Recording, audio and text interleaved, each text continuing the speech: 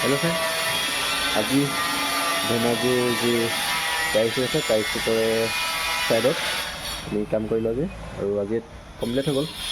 প্ৰায় এসপ্তাহমান লাগিল আৰু ফ'ৰ চিলিং লগাইছিলোঁ আৰু আপোনালোকে চাব ফ'ৰ চিলিংটো ইয়াত কেনেকুৱা লগালোঁ আৰু কেনেকুৱা লাগিছে। মানে আজি ফাইনেল হ'ল, গোটেইখিনি লগাম। এতিয়া ছাৰহঁতে ৰং কৰি পিনি লাইটিং কৰিলে মানে ভাল লাগিব।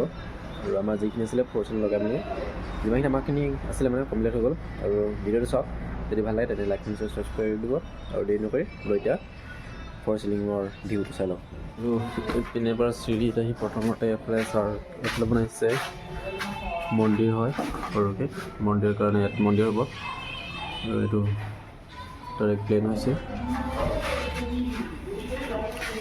তাৰপিছত নেক্সট এইটো জাষ্ট এটা ট্ৰে দি ডিজাইন দিছে, চিম্পল ডিজাইন হয় এইটোৱে, চব চিম্পল হয়।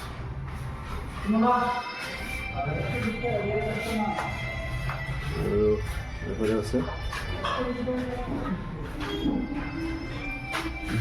আৰু এইটো হৈছে 12x13 ৰুম হয়।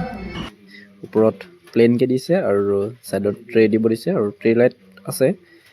যেতিয়া নেকি লাইটখিনি ফিটিং কৰি দিয়া হ'ব তেতিয়া লাইটৰ যোন ট্ৰে হয় তাৰ লাইটটো জিলিকিব।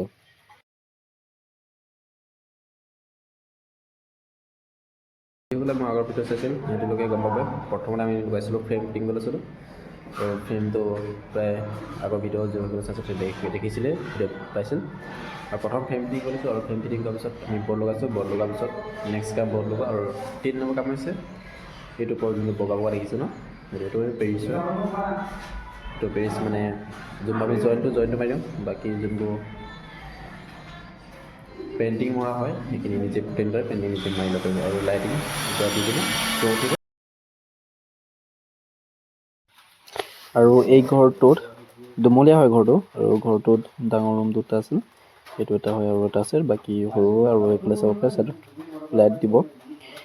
আৰু এইটো ফালে লাইট, মাজত ফেনটো আছে আৰু ছাইডত টিউব লাইট দিব, যিয়ে নেকি ট্ৰেখন জিলিকি দিব। আৰু এইটো হয় বাথৰুম হয়, বাথৰুমত প্লেনকৈ দিলেও ইয়াত একো ডিজাইনৰ প্ৰয়োজন নাথাকে। আমাৰ কামটো হৈছে আমি ফ্ৰেম বস্তু নি পিনে ফ্ৰেম বনাই আমি বৰ্ডটো নিজে লৈ যাম। বৰ্ড কমপ্লিট কৰি দিয়ে আৰু তাৰ যোনবোৰ অলপ গেপ থাকে এইবোৰ দেখিব পাৰে গজাল বা ওলাই থকা, সেইবোৰ আমি কমপ্লিট কৰি একদম পূৰা ধুনীয়াকৈ ফিনিচিং মাৰি দিম। তাৰ যোনটো পুটিন কটা আৰু আপোনালোকে নিজৰ হিচাপে যিটো ৰং দিয়ে সেইটো নিজে চেষ্ট কৰি পেইণ্টাৰৰ পৰা মাৰিব পাৰে।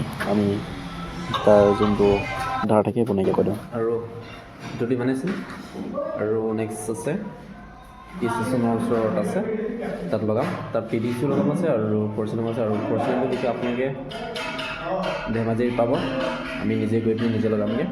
আৰু মাথো কণ্টেক্ট কৰিলে হ'ল। মোৰ যদি নেকি ফেচবুকৰ পৰা আছে তেনে ফেচবুকত ফ'ল' কৰি ল'ব, আৰু যদি ইউটিউবৰ হয় তেতিয়াহ'লে ছাবস্ক্ৰাইব কৰি ল'ব। আৰু বাথৰুম হওক বা প্লেইন ঘৰ হওক বা আছাম টাইপৰ শ্বৰ্ট দিয়া হওক, যেনেকুৱা ঘৰ হ'লেও আপোনালোকে লগাব পাৰে। 2x2 ঘৰো পাব। আৰু মোৰ লগত কণ্টেক্ট কৰিলে আপোনালোকে বিশেষকৈ পাব ফ'ৰ চিলিং পাব, এলুমিনিয়ামৰ দৰ্জা খিৰিকী যদি প্ৰয়োজন তেনেকৈ পাব, আৰু ষ্টিলৰ ৰেলিং পাব, PVC বৰ্ড, PVCৰ ডেক'ৰেশ্যন যদি লাগে তেনেকৈ পাব। আৰু আজিলৈ ভিডিঅ'টো ইমানেই আছিল। ভাল লাগিলে তেন্তে লাইক কমেণ্ট শ্বেয়াৰ ছাবস্ক্ৰাইব কৰি দিব। আজিলৈ ইমানেই, বাই।